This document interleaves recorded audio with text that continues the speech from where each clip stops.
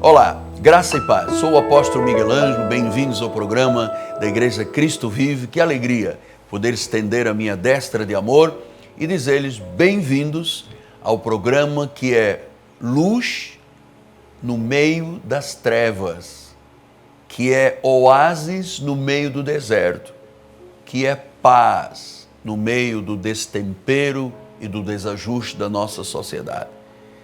Hoje nós vamos começar a ouvir a primeira parte de uma mensagem da graça de Deus. Você sabe, nós não somos uma missão apostólica da graça de Deus de nome. Nós vivemos a graça de Deus. Nosso ministério não é judaizante, não tem ligação com Moisés. Nosso ministério vive a fé da palavra. Aquilo que chamamos um evangelho pleno. Aquela que é a palavra que sintetiza a obra de Jesus, graça. Você vai ouvir, após este programa eu volto, deixamos o telefone 30 17 90 90. Olhe, disponha o seu coração, abra-se realmente para dar a entrada à palavra. O seu coração é terra fértil, a palavra é uma semente, então eu vou semear sementes de vida no teu coração. Aguardo uma grande colheita na tua vida. Eu volto em seguida. Até já. Paulo, apóstolo de Cristo Jesus, por vontade de Deus, aos santos que vivem em Éfeso e fiéis em Cristo Jesus. Graça a vós outros e paz da parte de Deus, nosso Pai, e do Senhor Jesus Cristo. Meus amados, minha família, santos preciosos, povo que tem um nome inscrito no livro da vida, aqueles que não conhecerão a segunda morte, já passaram da morte para a vida, das trevas para a luz, da ira para a graça. Meus filhinhos na fé, como seu pastor, como seu profeta, eu tenho uma convicção pessoal muito forte, que Deus ainda fala através do que Ele já falou. Ele falou aos Efésios através de Paulo, e Ele está falando a esta igreja através do apóstolo Miguel Ângelo. E eu vou lhe dizer, amado, que nada é mais importante, nada é mais necessário para a vida, para o crescimento e para a saúde espiritual, do que ouvir o que o Espírito Santo revela através da sua palavra. Ouça, nada é mais importante do que isto. Nós somos cristãos evangélicos, e não abrimos mão do autêntico evangelho cristão. Se você eventualmente tiver a curiosidade e der aí um mergulho denominacional, você já percebe quantos erros, quantos equívocos, quantas falsidades. Existem denominações que os livros do seu líder têm o mesmo poder da Bíblia Sagrada para eles. Então nós não abrimos mão do autêntico evangelho cristão, o sadio, a sã doutrina. E só nas 14 epístolas paulinas nós encontramos o verdadeiro evangelho para nós de origem gentílica, que é o evangelho da incircuncisão. Temos que ter olhos espirituais iluminados, temos que ter revelação, temos que ter zelo e cuidado com a verdadeira palavra, o Evangelho, as boas novas de grande alegria. Paulo disse em Efésios capítulo 1, versículos 17 e 18, ele ora e diz para que o Deus do nosso Senhor Jesus Cristo, o Pai da glória, vos conceda espírito de sabedoria. O cristão tem que ter espírito de sabedoria.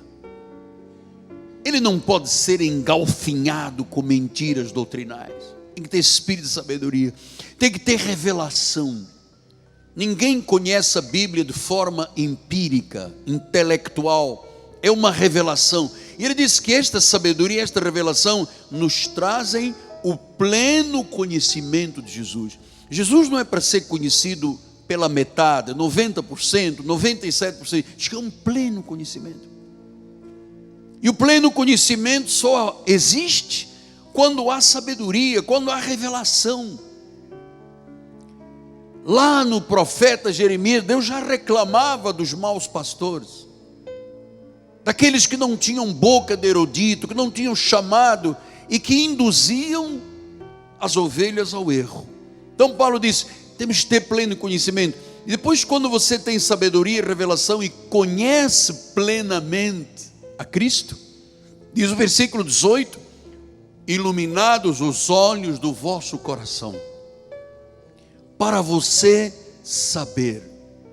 Quer dizer que Deus ilumina os olhos do coração para nós sabermos o que, apóstolo? Qual é a esperança do chamamento?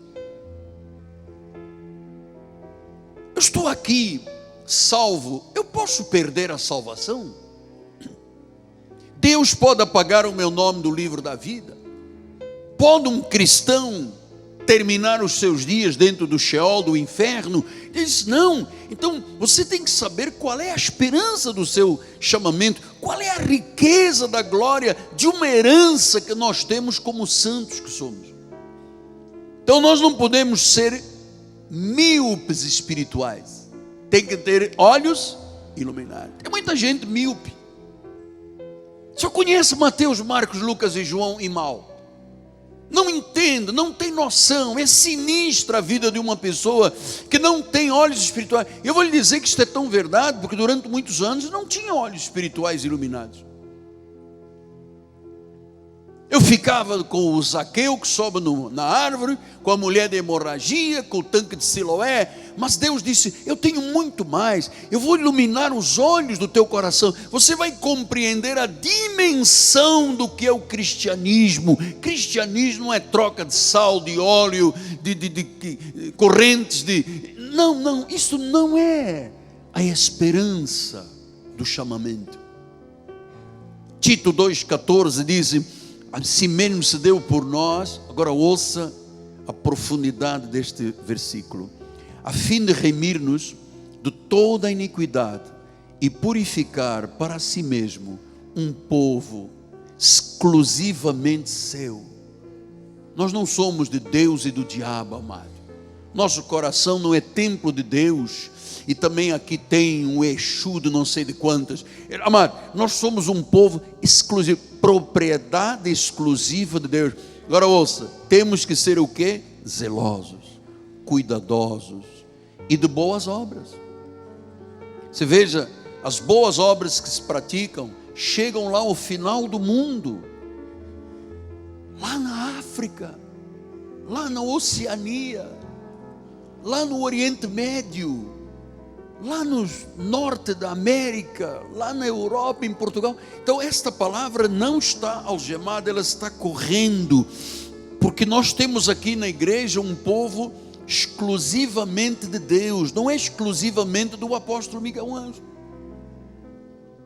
exclusivamente de Deus, um povo zeloso, sistematicamente zeloso, comprometido até as medulas.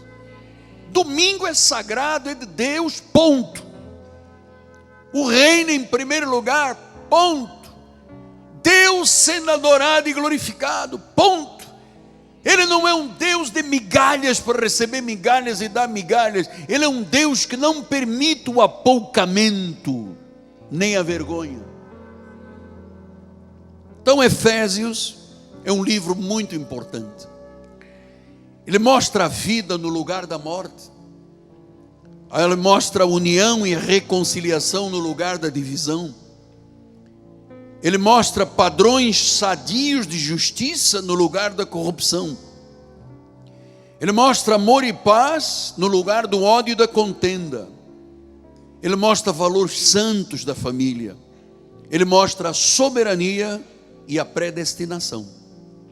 Então, quando eu conheci o livro de Efésios, isso me comoveu profundamente, me deu uma visão, me deu um estímulo forte de viver a verdade. Eu me recordo, há cerca de 30 anos atrás, eu perguntava a Deus: Senhor, ser pastor, ser cristão, ser igreja, é isso?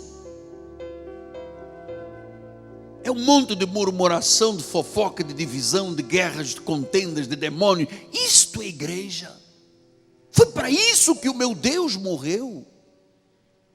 Para eu viver inseguro, um dia salvo, um dia perdido, um dia no céu, um dia no inferno, um dia apaga o nome, um dia aceita, depois já não aceita. E o Senhor diz: isso não é o Evangelho. Essas não são boas novas de grande alegria. Eu vou te mostrar as profundezas do meu coração. Eu vou te revelar. Eu vou iluminar os olhos do teu coração. Você vai compreender o que é a esperança e a herança dos santos.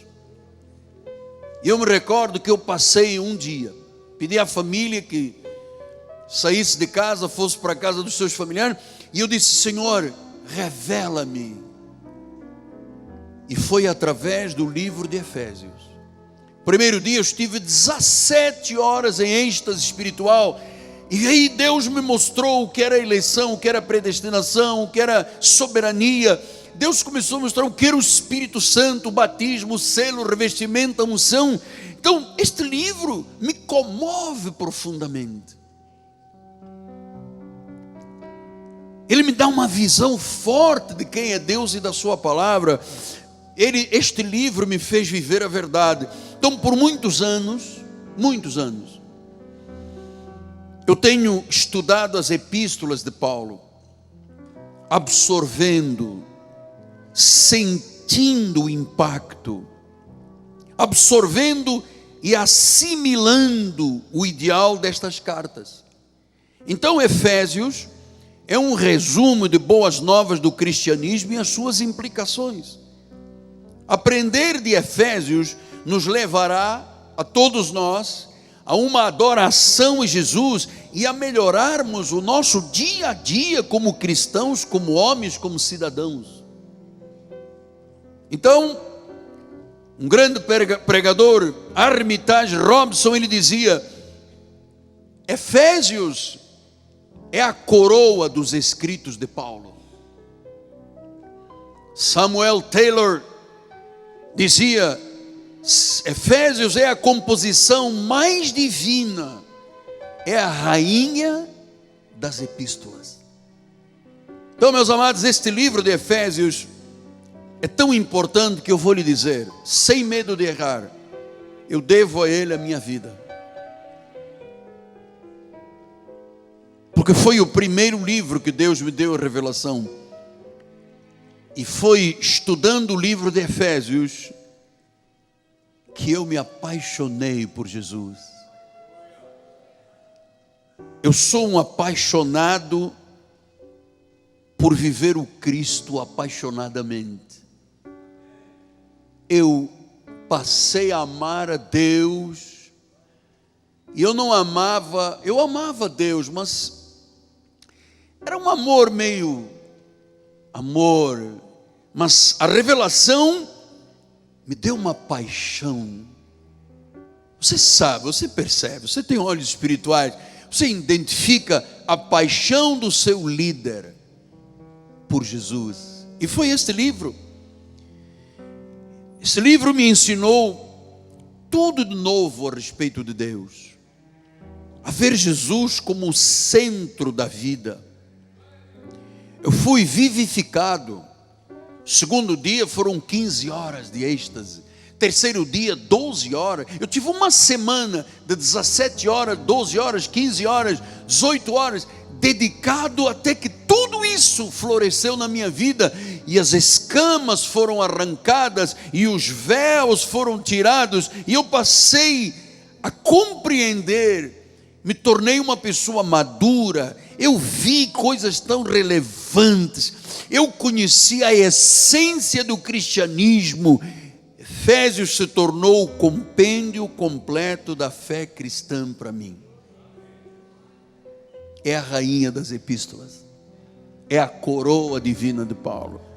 Então, Efésios 1, capítulo 1, versículos 1 e 2. Paulo, apóstolo de Cristo Jesus, por vontade de Deus, aos santos que vivem em Éfeso, fiéis em Cristo Jesus.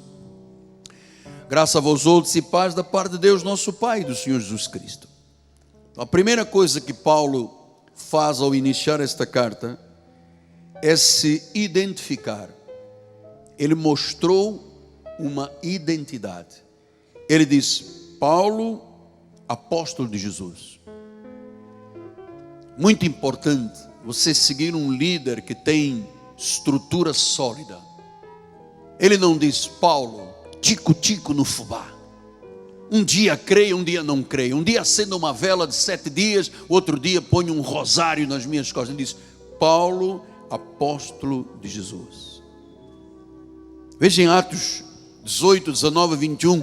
Chegado a Éfeso, deixou-os ali. Ele, porém, entrando na sinagoga, ele pregava aos judeus. 20. Rogando-lhes que permanecessem ali mais algum tempo, não acedeu. Versículo 21. Mas, despedindo-se, disse: se Deus quiser, eu voltarei para vós outros. E embarcando, partiu para Éfeso. Então, ele tinha visão do seu chamado. O Espírito falava com ele: Paulo, você é o meu apóstolão, é o meu enviado, vá para Éfeso. Atos 19, 1, ele disse: aconteceu que estando Apolo em Corinto, Paulo, tendo passado pelas regiões mais altas, chegou a Éfeso. Muito da vida de Paulo foi convergindo para esta igreja. Atos 20, 1 e 31 diz: cessando o tumulto, Paulo mandou chamar os discípulos, tendo confortado, despediu-se e partiu para a Macedônia. Portanto, vigiai, lembrando-vos por 3 anos, noite e dia, não cessei de admoestar com lágrimas a cada um. Então ele passou 3 anos em Éfeso, dia e noite. Pregava nas casas, pregava na sinagoga, dia e noite. Há uma estatística que diz que um crente só se torna crente maduro depois de 3 anos sendo ministrada a palavra da graça de Deus na sua vida. Foi o tempo que ele permaneceu em Éfeso. Então Paulo ensinava sistematicamente, publicamente, de casa em casa. Veja Atos 20, 36 a 38, disse: tendo dito estas coisas, ajoelhando-se, orou com todos eles. Então houve um grande pranto entre todos, e abraçando afetuosamente a Paulo, o beijavam.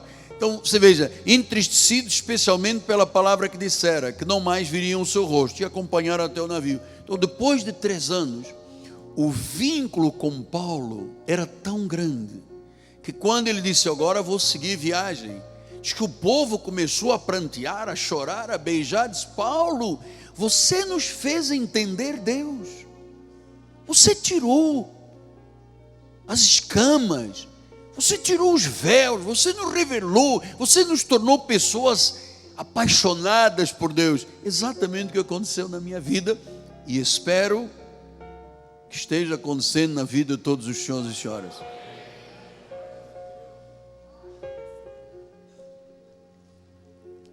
Então, na carta aos Efésios, você vai estudar verso por verso, você vai ver como é que Cristo assume uma dimensão cósmica. Não é um Cristo pequenino lá que fica apanhando e sendo insultado. Paulo revela 5 vezes, ele diz: lugares celestiais juntamente com Cristo. Uma dimensão cósmica. Às vezes a pessoa pensa: o Senhor, não sei se Deus quer curar uma dor que eu tenho aqui, nevrósica, neste dente aqui. Deus não vai querer curar, Deus não me ama. Amado, Paulo mostra um Deus cósmico. Ele disse: vocês estão assentados em lugares celestiais juntamente com Cristo. Paulo fala de potestades, de poderes, de principados. Paulo fala da doutrina da predestinação, da eleição, de um relacionamento familiar. Essa carta é riquíssima. Fala do poder do Espírito Santo, fala da morte, da ressurreição. Paulo, o apóstolo de Cristo por vontade de Deus. Então ele tinha uma identidade. Paulo era um escolhido, chamado e enviado a ensinar com autoridade.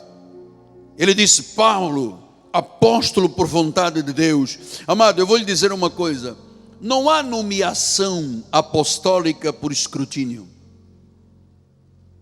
É um chamado, é um dom, não é um escrutínio. Vamos eleger aqui o nosso próximo apóstolo. Não existe isso aqui na Bíblia.